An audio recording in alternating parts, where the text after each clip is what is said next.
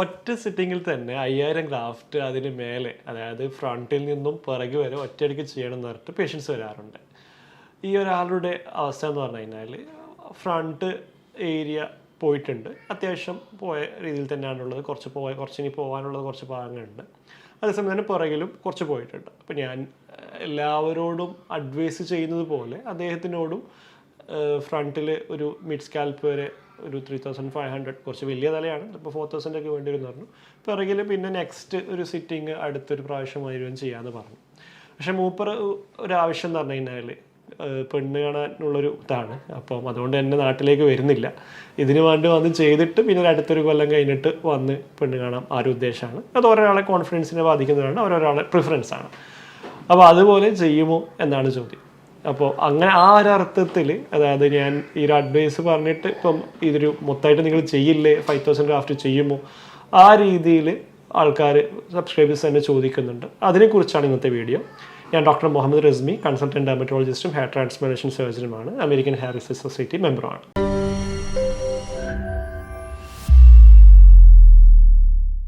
ഇന്ന് ഞാൻ ഈ വീഡിയോയിൽ പറയാൻ ഉദ്ദേശിക്കുന്നത് മെഗാ സെഷൻ അല്ലെങ്കിൽ ജിഗാ സെഷൻ, അതായത് 3000 ഗ്രാഫ്റ്റിന് മേലുള്ള ഒരു സെഷനാണ് മെഗാ സെഷൻ എന്ന് പറയുന്നത്. ജിഗാ സെഷൻ എന്ന് പറയുമ്പോൾ 4500 5000 ഗ്രാഫ്റ്റിന് മേലുള്ളതാണ്. ഈ ഒരു പേഷ്യൻറ്റിനെ സംബന്ധിച്ചിടത്തോളം മുടി ആ ഒരു ഹെയർ ലൈൻ റിസഷൻ്റെ ഭാഗമായിട്ട് ആ ഒരു ഷേപ്പ് ഹെയർ ലൈൻ ഇല്ലാത്തതിൻ്റെ പേരിൽ ബുദ്ധിമുട്ടുന്ന ഒരാളാണ്. അതിൻ്റെ പേരിൽ വീട്ടിലേക്ക്, അത് കല്യാണത്തിൻ്റെ ഒരു ഡിസ്കഷൻ വരുമ്പോൾ അതൊരു മാറ്റി വെക്കുകയാണ്. അത് മുടിൻ്റെ പേരിൽ ഇങ്ങനെ ചെയ്യേണ്ടതുണ്ടോ, അതൊക്കെ നമ്മളെ കാര്യത്ത് ഇതൊക്കെ ആരോ ഇങ്ങനെ ചെയ്യുന്നുണ്ടോ, ആൾക്കാരൊക്കെ അത് ഓരോരാളുടെ പ്രിഫറൻസാണ്. ഒരാൾക്കൊരു കോൺഫിഡൻസ് അതിൽ ബുദ്ധിമുട്ട് അതായത് അതിൽ ഉണ്ടാവുകയാണെങ്കിൽ ട്രാൻസ്പ്ലാന്റ് ഒരു നല്ലൊരു ഓപ്ഷൻ തന്നെയാണ്.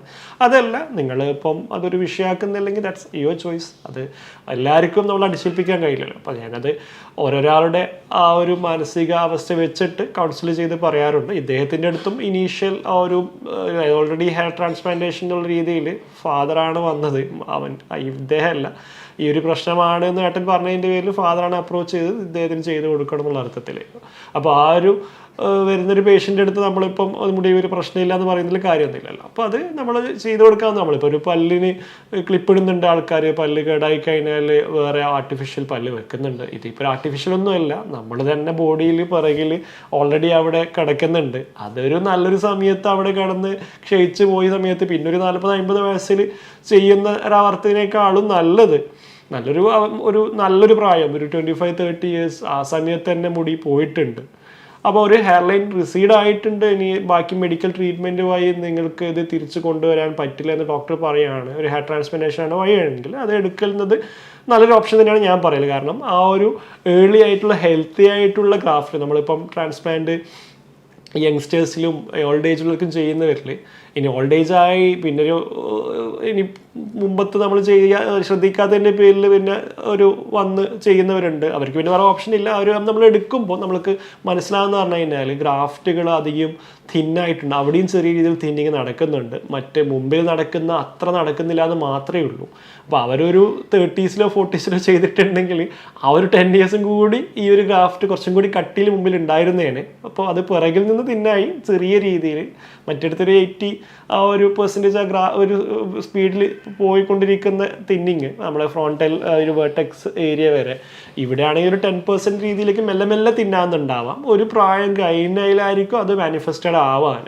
അപ്പോൾ അതൊരു 50-60s എന്ന രീതിയിൽ. അപ്പോൾ നമ്മളൊരു 30s രീതിയിൽ ഹെയർ ലൈൻ പോയിട്ടുണ്ടെങ്കിൽ ഹെയർ ട്രാൻസ്പ്ലാന്റേഷൻ വെച്ച് കഴിഞ്ഞാൽ ഈ ഒരു അർത്ഥത്തിൽ നമ്മളൊരു പ്രായമായി കഴിഞ്ഞാൽ 50-ലും 60-ലും ആ ഒരു ഹെയർ അവിടെ തന്നെ നിൽക്കുന്ന ഒരു അവസ്ഥയിൽ. ഇപ്പോൾ ഈ ഒരു ഇദ്ദേഹം 60 വയസ്സിൻ്റെ അടുത്ത് ട്രാൻസ്പ്ലാന്റ് ചെയ്തതാണ്. പിറകിൽ നല്ല കട്ടിയുള്ള ഗ്രാഫ്റ്റ് ഉള്ളത് കൊണ്ട് ആഫ്റ്റർ 8 months ഈ രീതിയിലൊരു ചേഞ്ച് ഇദ്ദേഹത്തിന് ഉണ്ടായിട്ടുണ്ട്. ആ ഗ്രാഫ്റ്റ് അത്രയും കട്ടിയുണ്ട്, ആ ഒരു പ്രായത്തിലും അത്ര ഒരു സേഫ് ഡോണർ ഏരിയ നിൽക്കുന്നുണ്ട്. അപ്പം നമ്മളൊരു 30s ചെയ്ത് കഴിഞ്ഞാലും അദ്ദേഹത്തിന് ഒരു പിറകിൽ 60 വയസ്സ് വരെ ഉണ്ടായിരുന്ന രീതിയിൽ മുമ്പിൽ നിൽക്കും. അത് ഒരാളെ ഗ്രാഫ്റ്റിൻ്റെ ലോങ്കിവിറ്റി അനുസരിച്ചിട്ടാണ് ഉണ്ടാവുകയാണ്. അപ്പം എനിവേ, ഒരാൾ നല്ലൊരു സെൻറ്ററിൽ ഗ്രാഫ്റ്റ് മോശമാക്കാത്ത രീതിയിൽ പരമാവധി റിസൾട്ട് കിട്ടുന്ന രീതിയിൽ ഗ്രാഫ്റ്റിനെ എടുത്തിട്ട് ചെയ്യുകയാണെങ്കിൽ ഇത്തരത്തിലുള്ള ഒരു ഹെയറിൻ്റെ ലോങ്ങിവിറ്റി നമുക്ക് എക്സ്പെക്റ്റ് ചെയ്യാവുന്നതാണ്. അപ്പോൾ ഇദ്ദേഹം വന്നു, ഫസ്റ്റ് 3500 കുറിച്ച് ഞാൻ കൗൺസിൽ ചെയ്തു. പിന്നെ 1 വർഷം കഴിഞ്ഞിട്ട് വേണമെങ്കിൽ നമുക്ക് പിറകിൽ ചെയ്യാം, ആരുടെ മുമ്പിലും തലകുനിക്കാണ്ട് നിന്നാൽ മതി, ഫ്രണ്ടിൽ മിഡ് സ്കാൽപ്പിൽ ചെയ്യാം. ഒരു മിഡ് സ്കാൽപ്പിലുള്ള ഒരു മിഡ് സ്കാൽപ്പ് എന്ന് പറഞ്ഞാൽ അപ് ടു 5 to 6 ഫിംഗേഴ്സ് എന്ന രീതിയിൽ. ഇപ്പം ഇത്ര വരെ ചെയ്ത് കഴിഞ്ഞാൽ ആ ഒരു മുടി കുറച്ചും കൂടി ലെങ്ത് ആയി കഴിഞ്ഞാൽ പിറകെ വരെ കുറച്ച് കവറേജ് കിട്ടും. ആരുടെ മുമ്പിലും തലകുനിക്കാണ്ട് നിന്നാൽ മതി, അല്ല ആത്മാഭിമാനത്തോടെ സ്ട്രെയിറ്റ് ആയിട്ട് നിൽക്കാം. അപ്പം മൂപ്പറിൻ്റെ അടുത്ത് പറഞ്ഞതെന്ന് പറഞ്ഞു കഴിഞ്ഞാൽ ഞാൻ നിൽക്കാനും വേണ്ടിയിട്ടാണ് ചെയ്യുന്നത്. അപ്പോൾ നിൽക്കാൻ ഇരുന്ന് കഴിഞ്ഞാൽ എല്ലാവരും കാണാൻ ഫ്രണ്ടിനേക്കാളും പിറകിലുള്ള ഇപ്പോൾ ഈ ഫോട്ടോയിലുള്ള പോലെ പിറകിലുള്ള പോർഷനാണ് കാണാൻ. അതാണ് എനിക്ക് കൂടുതൽ കൺസേൺ. ഫ്രണ്ടിൽ പ്രശ്നം തന്നെയാണ്, കാരണം നല്ല ഗ്രാഫ്റ്റുകൾ ഫ്രണ്ടിൽ വെച്ചിട്ട് ഒരു ബേഡിൽ നിന്നൊക്കെ എടുത്തിട്ടുള്ള ജസ്റ്റ് ഒരു ഫില്ലിംഗ് എങ്കിലും എനിക്ക് തരണം എന്ന് പറഞ്ഞു. ആ രീതിയിൽ നമ്മളൊരു ജിഗാ സെഷനിലേക്ക് കടന്നു. ഇദ്ദേഹത്തിന് നമ്മൾ 3500 ഗ്രാഫ്റ്റ് എന്ന് പറഞ്ഞു കഴിഞ്ഞാൽ ഒരു ഗ്രാഫ്റ്റ് 2-3 മുടി ഉണ്ടാവും. കാരണം ഇദ്ദേഹം ഗൾഫിൽ നിന്ന് വരുന്നതാണ്. ഇപ്പോൾ ഗൾഫിൽ അവരെ ഫ്രണ്ടൊക്കെ ചെയ്ത് 6000 മുടിയൊക്കെ വെച്ചു എന്ന് പറഞ്ഞു. ഞാൻ ഫോട്ടോ ഒക്കെ പറഞ്ഞപ്പോൾ നമ്മളൊരു 2500 ഗ്രാഫ്റ്റ് എന്ന് പറയുന്ന ഒരു സംഭവമാണ് 6000 മുടി വെച്ചു എന്ന് പറയുന്നത്. അതിന് അർത്ഥം തന്നെ ഗ്രാഫ്റ്റിൽ 2, 3, 4 മുടിയൊക്കെ ഉണ്ടാവും, ചിലപ്പോൾ ഒരു മുടിയും ഉണ്ടാവും. അപ്പോൾ ആവറേജ് 2.5 വെച്ച് കൂട്ടുകയാണെങ്കിൽ 3500 ഗ്രാഫ്റ്റ് എന്ന് പറഞ്ഞു കഴിഞ്ഞാൽ ഒരു around 10,000 hair strands, hair follicles അതിലുണ്ടാവും. അദ്ദേഹത്തിന് ആ രീതിയിൽ ഫ്രണ്ട് നമ്മൾ മിഡ് സ്കാൽപ്പ് ചെയ്യുന്ന രീതിയിൽ ചെയ്തു. ഒരു 1500 graft just to fill the vertex. കാരണം വെർട്ടെക്സിൻ്റെ വിഷയത്തിൽ എന്ന് പറഞ്ഞു കഴിഞ്ഞാൽ നമ്മളിപ്പോൾ ഈ രീതിയിൽ കുറവുണ്ടെങ്കിൽ ഇദ്ദേഹത്തിൻ്റെ ഫോട്ടോയിലുള്ള പോലെ ഒരു ഡൗൺ ദ ഇയർ 10 years കഴിഞ്ഞാൽ വീണ്ടും ഒരു വെർട്ടെക്സ് കുറച്ചും കൂടി വികസിച്ച് വരും. അപ്പോൾ അവിടെ ഫില്ല് ചെയ്യേണ്ടി വരും.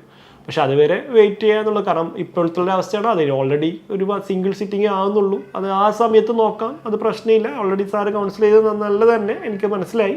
സാറ് ചെയ്തോളൂ എന്ന് പറഞ്ഞിട്ട് 1500 ഗ്രാഫ്റ്റ് ചെയ്തു. ഞാൻ ഓൾറെഡി വരത്ത് പറഞ്ഞു, ഫ്രണ്ടിൽ നിങ്ങൾക്ക് ഒരു front hair line 50/cm² graft എന്ന രീതിയിൽ ഞാൻ ചെയ്യുകയാണെങ്കിൽ പിറകിൽ ഒരിക്കലും അതിൻ്റെ 30 above പോവില്ല. 20 to 30 ഗ്രാഫ്/cm² എന്ന രീതിയിലാണ് ഞാൻ വെക്കാമെന്ന് പറഞ്ഞു. നമ്മളൊരു നോർമൽ ഒരു സ്കിന്നിൽ സ്കാൽപ്പിൽ വരികയാണെങ്കിൽ ഒരു 68 to 80, അതായത് 100 to 150 ഹെയർ സ്ട്രാൻഡ്സ് ഒരു cm² ഉണ്ടാവും. അതിൻ്റെ പകുതി വെച്ചിട്ടാണ് നമ്മൾ ഫ്രണ്ടിൽ കൊടുക്കാൻ. അതിൻ്റെ ഒരു 1/4 വെച്ചിട്ടാണ് ഒരു വേർട്ടെക്സ് ഏരിയ, ആ ഒരു മിഡ് സ്കാൽപ്പ് ഏരിയൻ്റെ പിറകിലുള്ള ഏരിയ നമ്മൾ ഫില്ല് ചെയ്യാൻ. കാരണം നമ്മളുടെ ഡോണർ ഏരിയ ഫിനൈറ്റ് ആണ്, ഇൻഫിനൈറ്റ് അല്ല. അതായത് ഡെഫിനറ്റ് ആയിട്ട് ആ ഒരു ഏരിയയിൽ മാത്രമേ നമ്മൾക്ക് എടുക്കാൻ വേണ്ടി പറ്റൂ. എക്സ്ട്രാ ഗ്രാഫ്റ്റ് അവിടെ നിന്ന് ഉണ്ടാവില്ല.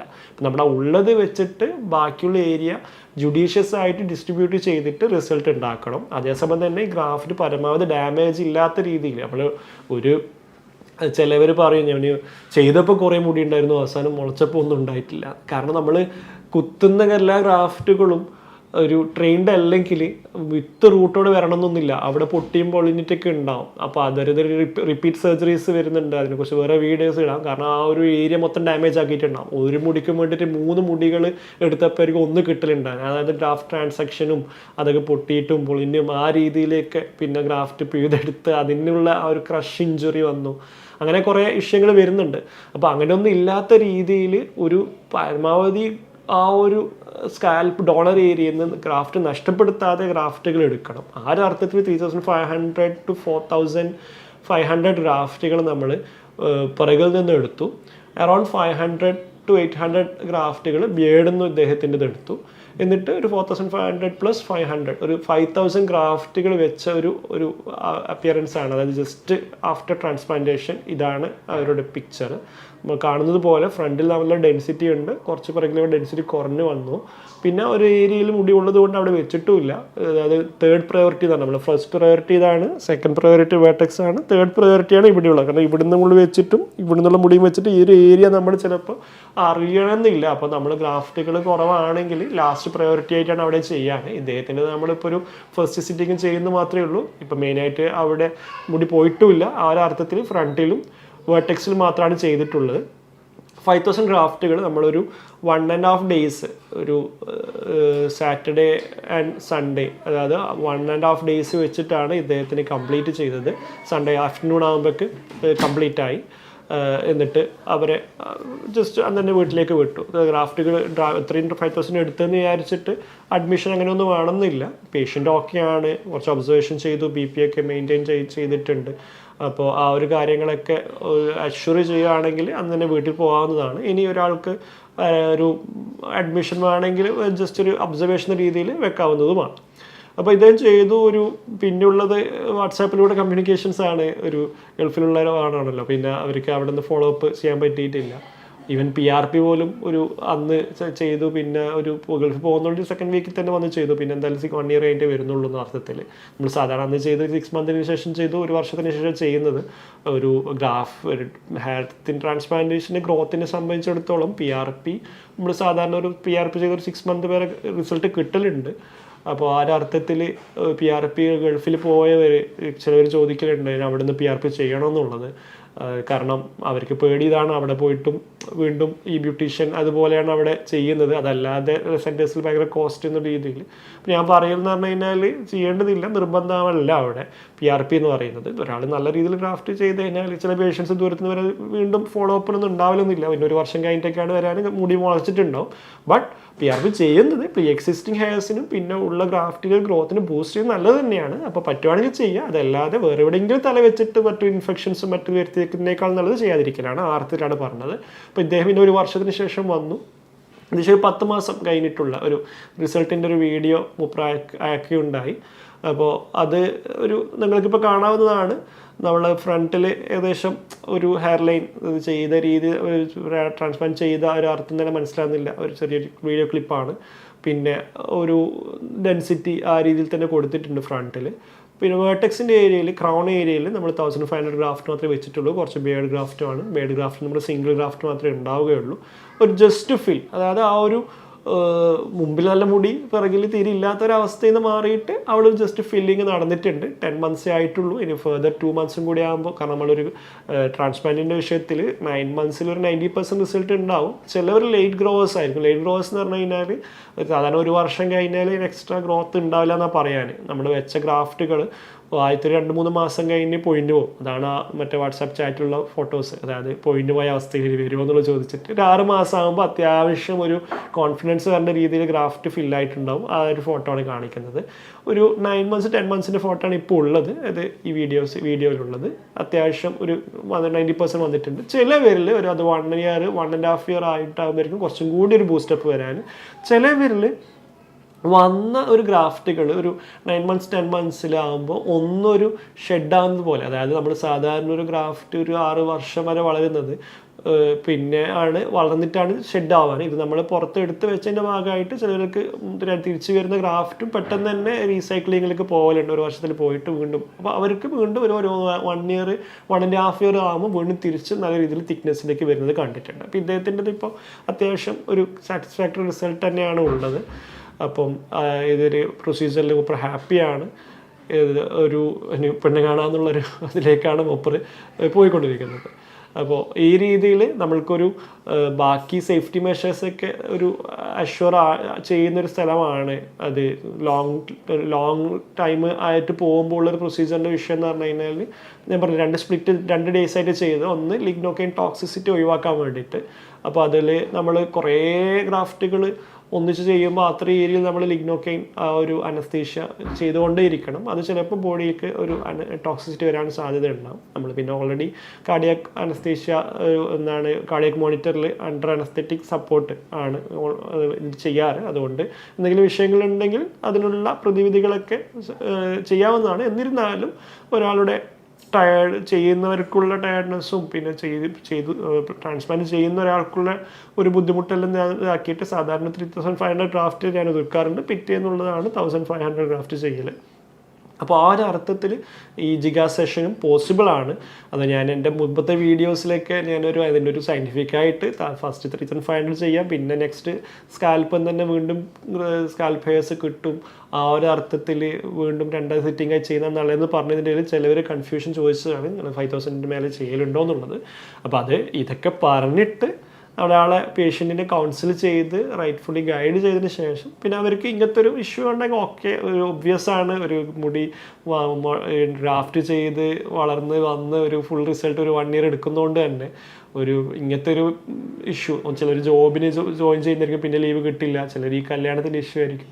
അങ്ങനെയുള്ളവർക്ക് ഈ 2 സിറ്റിങ്ങിന് പകരം ഈ ജിഗാ സെഷൻ ചെയ്യുന്നതാണ് കൂടുതൽ വിവരങ്ങൾക്ക് കമൻറ്റ് ബോക്സിൽ ബന്ധപ്പെടുക.